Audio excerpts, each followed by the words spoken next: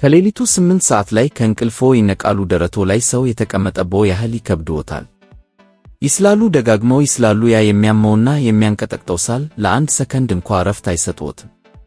በአቅራቢያው ያገኙትን ነገር ሁሉ ለመውሰድ ይሞክራሉ። ምናልባት ባለፈው ሰርቶላችሁ ይሆናል፣ ግን ማንም የማይጠይቀው አንድ ትልቅ ጥያቄ አለ። ለዚህ ሳል እጅግ ውጤታማ የሆነው የመተንፈሻ ቱቦ ማስፊያ መድኃኒት ለሺህ ዓመታት በአያቶ የአትክልት ስፍራ ውስጥ ሲበቅል የነበረው ተክል ቢሆንስ? ፋርማኮን ጤና መሠረተ ቢስ ተስፋ አይሰጥዎትም። እኛ የምናቀርበው ሳይንሳዊ ግኝቶችን ብቻ ነው። ዛሬ ጦሲኝ በመተንፈሻ ቱቦዎቻችን ውስጥ በጣም ጥቃቅን በሆኑ የሰውነታችን ክፍሎች ውስጥ እንዴት እንደሚሰራ እናያለን። የቪዲዮው መጨረሻ ላይ ስለ ጦሲኝ የሚኖርዎት ግንዛቤ እጅግ ጥልቅ ይሆናል። ይህ ዕውቀት ለቤተሰብዎ ጤና ትክክለኛውን ውሳኔ ለመስጠት ይረዳዎታል።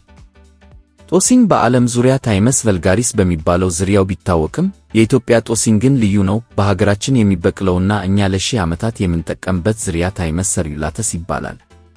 ይህ ዝርያ በኢትዮጵያ ተራራማ ቦታዎች ላይ ብቻ የሚበቅል ብርቅዬ የጤና ጸጋ ነው። ምንም እንኳን ዝርያቸው ቢለያይም ሁለቱም ታይሞል የተባለውን የፈውስ ንጥረ ነገር በከፍተኛ መጠን ይይዛሉ። በምግብ ውስጥ፣ ልጆች ሲታመሙ በሚዘጋጅ ሻይ ውስጥ፣ እንዲሁም በዓለም ዙሪያ ለሳል ሕክምና ሲመከር ቆይቷል። አሁን እዚህ ጋር ልብ ሊባል የሚገባው በጣም ወሳኝ ነጥብ አለ። ባህላዊ አጠቃቀም ብቻውን አንድን መድኃኒት ውጤታማ አያደርገውም። በአሁኑ ጊዜ የማይሰሩ ወይም ጉዳት የሚያደርሱ ተብለው የተለዩ በሚሊዮን የሚቆጠሩ ባህላዊ መድኃኒቶች አሉ። ጦሲኝን ግን ከሌሎቹ የተለየ የሚያደርገው በዘመናዊ የፋርማኮሎጂ እና ክሊኒካዊ ምርምር በጥልቀት መጠናቱ ነው። በምርምር የተገኘው ውጤት በእውነት አስደናቂ ሆኖ ተገኝቷል። ዛሬ እኛ የምናቀርበው ተረት ሳይሆን ሳይንስን እና በምርምር የተደገፈ ትንታኔን ነው። የምንፈልገው እርስዎ የሚጠቀሙት ማንኛውም የቤት ውስጥ ሕክምና በምን አይነት ሳይንሳዊ መንገድ እንደሚሰራ እንዲረዱ ነው። ጦሲኝ በባህላችን ውስጥ ትልቅ ቦታ ቢኖረውም አሁን ግን በዘመናዊ ላቦራቶሪዎች ውስጥ ተፈትኖ ምስጢሩ ወጥቷል። ይህ ተክል በመተንፈሻ አካላት ላይ የሚሰጠው ጥቅም በዓለም አቀፍ የጤና ድርጅቶች ጭምር ዕውቅና ያገኘ ነው። በዛሬው ዘገባችን ተክሉን የጤና መድኃኒት እንዲሆን ያደረገውን ዋናውን የኬሚስትሪ ምስጢር በዝርዝር እንፈትሻለን። የጦሲኝን ቅጠል ወደ መድኃኒትነት የሚቀይረው በውስጡ የያዘው ታይሞል የተባለ ንጥረ ነገር ነው። እስካሁን ጦሲኝ በባህልና በሳይንስ ያለውን ቦታ አይተናል። አሁን ደግሞ ተክሉን የፈውስ መድኃኒት ያደረገውን ዋናውን የኬሚስትሪ ምስጢር እንመልከት። በጦሲኝ ውስጥ የሚገኘው ዋነኛውና የፈውስ ኃይል ያለው ንጥረ ነገር ታይሞል ይባላል። ይህ ንጥረ ነገር ለዘመናት እንደ ተፈጥሯዊ መድኃኒትና ጸረ ተባይ ሆኖ ሲያገለግል ቆይቷል።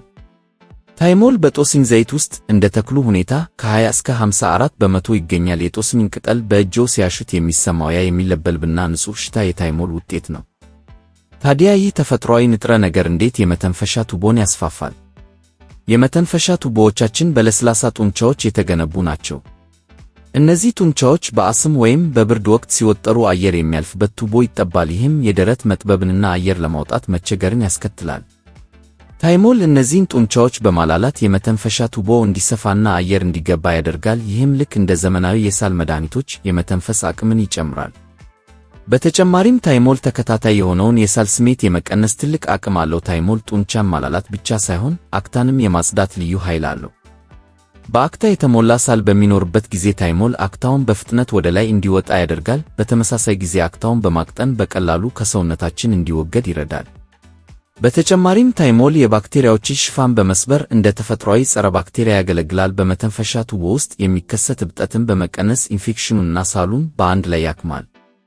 ይህ ቱቦን ማስፋት፣ አክታን ማቅጠንና ማስወጣት በውድ መድኃኒቶች የምናገኘው ውጤት ነው። ነገር ግን ይህን ድንቅ ሳይንሳዊ ውጤት ለማግኘት የትኛው ሳል በጦሲኝ እንደሚድንና የትኛው ደግሞ እንደማይድን ማወቅ ግዴታ ነው።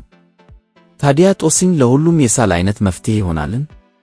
የትኞቹስ ምልክቶች ሲታዩ ነው የቤት ውስጥ ሕክምናን አቁመን ወደ ሐኪም መሄድ ያለብን?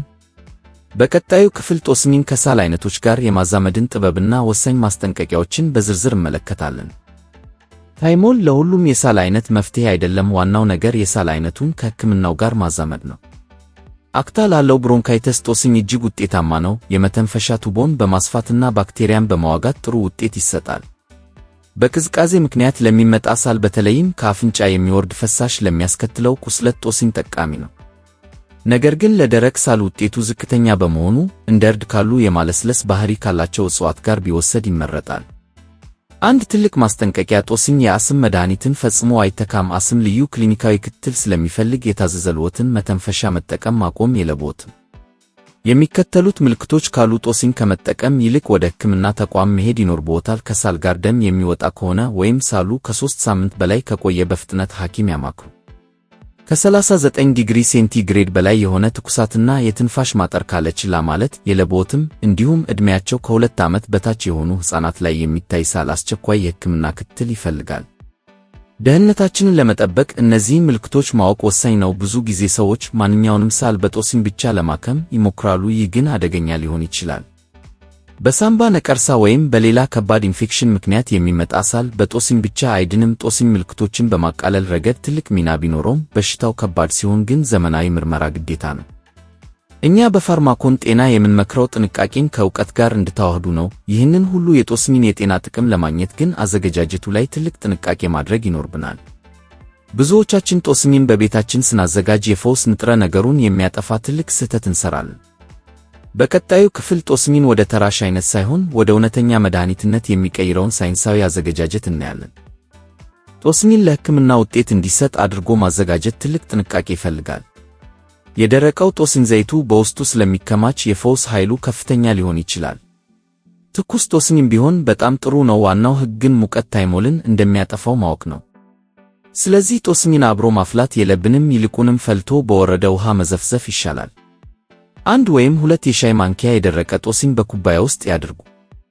ትኩስ ከሆነ ደግሞ 1 የሾርባ ማንኪያ ጦስኝ ይጠቀሙ። ፈልቶ ለጥቂት ሰከንዶች የቀዘቀዘ ውሃ በላዩ ላይ ያፍሱበት። ከዚያም ወዲያውኑ ኩባያውን በሳህን ይሸፍኑት። ይህ በጣም ወሳኝ ነጥብ ነው። ታይሞል በቀላሉ በትነት የሚጠፋ ንጥረ ነገር በመሆኑ ካልሸፈኑት መድኃኒቱን ከአየር ጋር ያጡታል። ለ10 ወይም 15 ደቂቃ ተሸፍኖ ከቆየ በኋላ አጥልለው ይጠጡት። ለአዋቂዎች በቀን 3 ጊዜ አንድ ኩባያ ለ2 ሳምንታት መውሰድ ይቻላል። ማር መጨመር ለጣዕም ብቻ ሳይሆን የራሱ የሆነ ጸረ ባክቴሪያ ባህሪ ስላለው ጥቅሙን ይጨምረዋል። ነገር ግን ጦስኝን በጥንቃቄ መውሰድ ያለባቸው ወገኖች አሉ። ለምሳሌ እርጉዝ ሴቶች ማህፀንን የማነቃቃት ባህሪ ስላለው በብዛት መውሰድ የለባቸውም። እንዲሁም የታይሮይድ እክል ያለባቸውና የደም ማቅጠኛ መድኃኒት የሚወስዱ ሰዎች ባለሙያ ማማከር አለባቸው። ይህንን ዝግጅት በጥንቃቄ መከተል ከተክሉ ማግኘት ያለብዎትን ሙሉ የጤና ጥቅም ያስገኝልዎታል። ብዙ ጊዜ ሰዎች ጦስኝን ለረጅም ሰዓት ሲያፈሉት ይታያል። ይህ ግን ተገቢ አይደለም። ይህ ድርጊት ጦስኝን ወደ ተራሽ አይነት ከመቀየር ውጭ የመድኃኒትነት ባህሪውን ያጠፋዋል። ስለዚህ ሁልጊዜም ውሃው ከፈላ በኋላ ተክሉን መጨመርና መሸፈን እንዳትረሱ። ይሁን እንጂ ጦስኝ ምንም ተፈጥሯዊ ቢሆንም ከሌሎች መድኃኒቶች ጋር ሲወሰድ የሚፈጥረው መስተጋብር አለ። ጦስኝን በትክክል አዘጋጅተን ብንወስድም ለሁሉም ሰው ደህንነቱ የተጠበቀ ላይሆን ይችላል። በቀጣዩና የመጨረሻው የሳይንስ ዘገባችን ጦስኝ ከሌሎች መድኃኒቶች ጋር ስለሚኖረው መስተጋብርና ሊኖሩ ስለሚችሉ የጎንዮሽ ጉዳቶች ይነጋገራል። ስለ ጦስኝ የሚነገሩ በርካታ የተሳሳቱ ግንዛቤዎችን ከሳይንስ አንጻር መፈተሽ ለጤናችን ወሳኝ ነው። አንደኛውና ዋነኛው ጦስኝ አስምን ሙሉ በሙሉ ይፈውሳል ተብሎ የሚታሰበው የተሳሳተ እምነት ነው። እውነታው ግን ጦስኝ ምልክቶችን ሊያቃልል ይችላል እንጂ አስምን ፈጽሞ አይፈውስም። ሁለተኛው ጦስኝን በብዛት በጠጣን ቁጥር ፈጣን ፈውስ እናገኛለን የሚለው የተሳሳተ ግንዛቤ ነው። እውነታው ግን ጦስኝን ያለ ገደብ መውሰድ ለሆድ ህመም፣ ለራስ ምታትና ለሌሎች ችግሮች ሊዳርግ ይችላል። ሦስተኛው ጦስኝ በሳይንስ አይታወቅም የሚለው ሲሆን ይህ ግን ፍጹም ስህተት ነው። ጦስኝ በብዙ ክሊኒካዊ ምርምሮች ውጤታማነቱ የተረጋገጠ ድንቅ የተፈጥሮ መድኃኒት ነው። አራተኛው ተፈጥሯዊ ስለሆነ ለሁሉም ሰው ደህንነቱ የተጠበቀ ነው የሚለው የተለመደ አመለካከት ነው። እውነታው ግን ለሕፃናትና ለእርጉዝ ሴቶች ልዩ ጥንቃቄና የባለሙያ ምክር ያስፈልገዋል። ሌላውና በጣም አደገኛው ስህተት የጦስኝ ዘይት በብዛት መጠጣት ነው። የታይሞል ዘይት በጣም ኃይለኛ በመሆኑ በሐኪም ካልታዘዘ በቀር ዝም ብሎ መጠጣት የውስጥ አካላትን ይጎዳል። ተፈጥሯዊ ነው በሚል እሳቤ ብቻ ያለ ገደብ መጠቀም ለከፋ የጤና እክል ሊዳርግ ይችላል።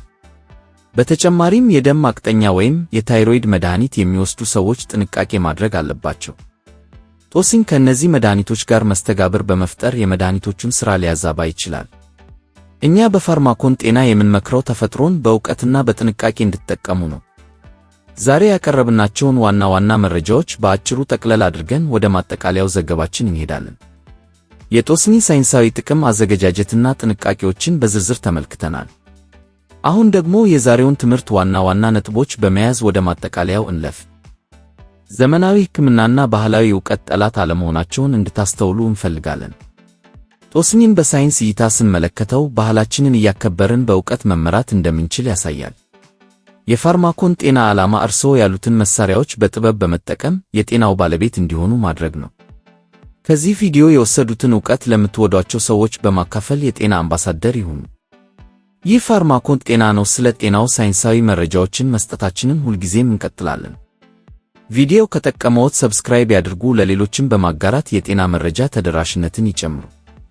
በሚቀጥለው የጤና ዘገባ እስክንገናኝ ድረስ ጤናው ተጠብቆ ይቆይ። ስላዳመጣችሁ ከልብ እናመሰግናለን።